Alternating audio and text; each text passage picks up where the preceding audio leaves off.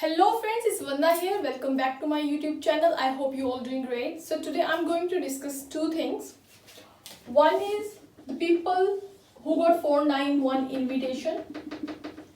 They are confused. They should accept it or reject it. Secondly, the people who got 491 visa, I will discuss the pathway, PR pathway, requirements to apply 191 visa. So please watch the video till the end. If you like the video, you can hit the thumbs up button because it will give me motivation to make this sort of content in my further videos. So let's start the video. 491 invitation. बहुत सारे लोगों को देखें 491 invitation आ गया है, but they are confuse. They should accept it और reject it. Accept करने का मतलब ये है कि आप अगले 5 साल तक मतलब बॉन्ड हो गए हो, आपको काम करना है 3 साल तक तो एटलीस्ट करना ही है. फिर आपको कुछ रिक्वायरमेंट्स है जो मैं डिस्कस करूंगी कि आप PR अप्लाई कर पाओगे उसके बाद.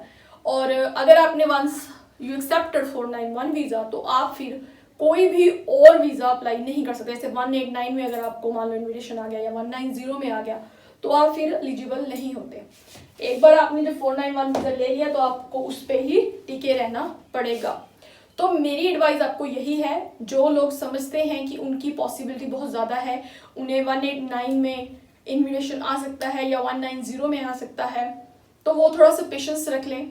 क्योंकि 491 वीज़ा की रिक्वायरमेंट्स को पूरा करना it's not an easy task. और रीजनल एरिया में रहना पड़ता है जहाँ पे काम भी ठीक ठाक से ही होते हैं. तो वो सारा सिनेरियो समझ के ही आप डिसीजन लें, ठीक है. क्योंकि उसके बाद फिर आपको 491 वीज़ा पे ही रहना पड़ेगा, ठीक है. आप इस टाइम को ना देखें कि इस टाइम पे क्योंकि उन्होंने रोक दिए हैं, है ना, जो स्किल राउंड आता है उसको रोका हुआ है, इन्विटेशन राउंड जो आता है उसको स्टॉप किया हुआ है. तो इस चीज़ को मतलब ना लेके जल्दबाजी में डिसीजन ना लें और थोड़ा सा वेट करें, थोड़ा सा पेशेंस कर लें. जैसे ही स्टेट्स ओपन होंगी, है ना, वो नॉमिनेशन स्टार्ट करेगी और इन्विटेशन राउंड फिर से कंटिन्यूटी में आएगा तो होपफुली उनका नंबर आ सकता है जो लोग एलिजिबल हो सकते हैं 189 और 190 के लिए. तो जल्दबाजी में 491 इन्विटेशन को एक्सेप्ट ना करें, स्पेशली वो लोग जिनका 190 और 189 में कुछ बन सकता है, ठीक है.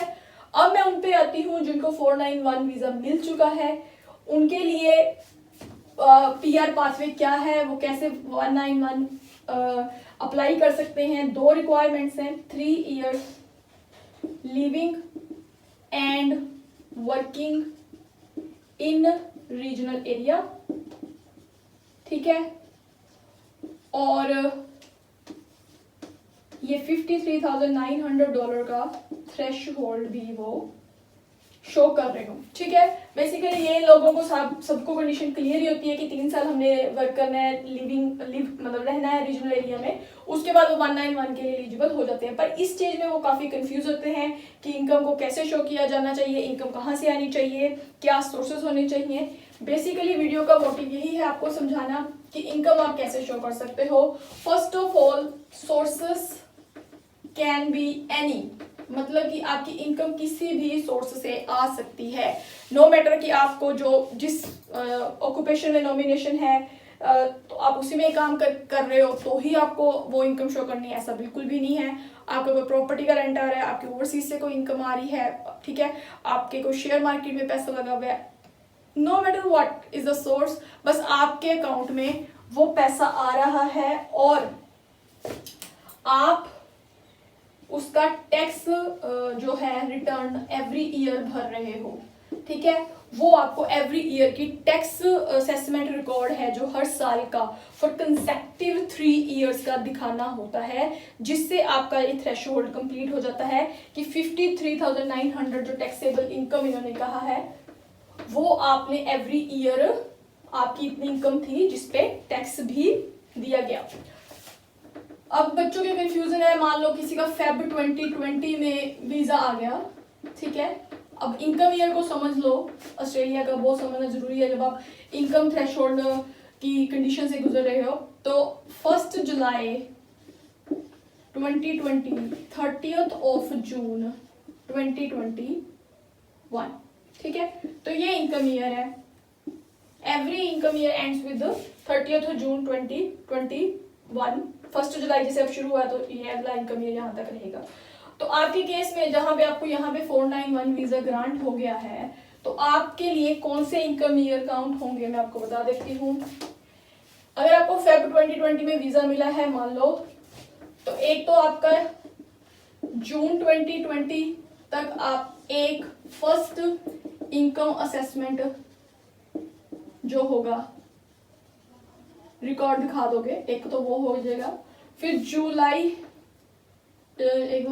1 जुलाई 2022, 30th जून 2021 सेकेंड हो जाएगा।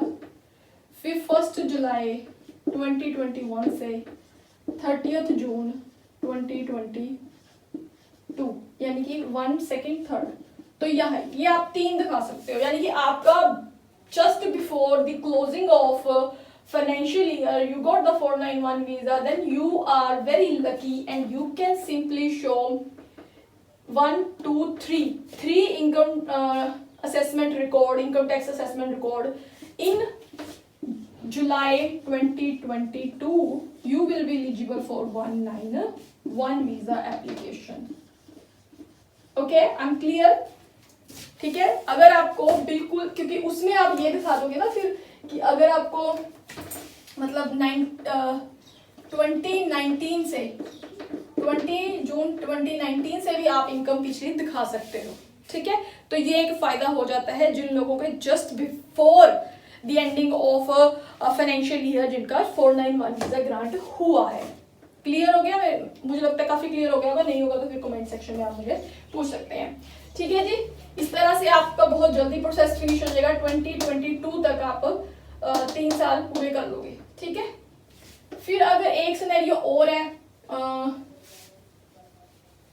बता देती हूँ, वो भी मैं आपको ध्यान से देख लें, समझ लें, थोड़ा सा कॉम्प्लिकेटेड सा है। जैसे अगस्त है, अगस्त में आपको 2020 मान लो आपका 491 वीजा ग्रांट होता है। ठीक है, अगस्त में, तो फिर आप अगले साल तक पहुंच जाते हो। फिर आपका जून 2021 में आप जो अगली टैक्स रिटर्न फिल करोगे फर्स्ट, फिर जून टू जून 2022 में फिर सेकंड, फिर जून 2023 में थर्ड, तो फिर आप एलिजिबल होते हो 1 जुलाई 2023 को अपना 191। ठीक है, फिर वो 1 साल का गैप पड़ जाता है थोड़े से फर्क पे।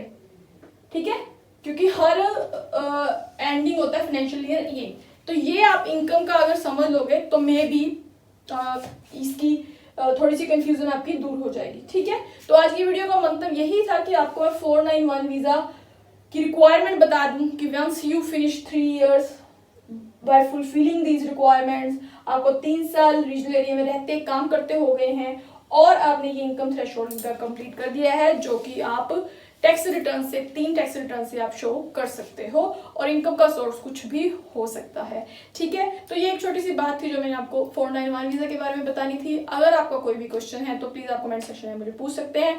आई will try to answer as much as I can, otherwise I will make something new on basis on your questions. ठीक है जी, तो अगर वीडियो पसंद आती है तो लाइक शेयर सब्सक्राइब जरूर कर दें, क्योंकि इससे मुझे पता चलता रहेगा कि आपको ये वीडियो इन्फॉर्मेटिव लगी है और मुझे ऐसा ही कंटेंट बनाते रहना चाहिए। तो I will see you in my next video, till then take care.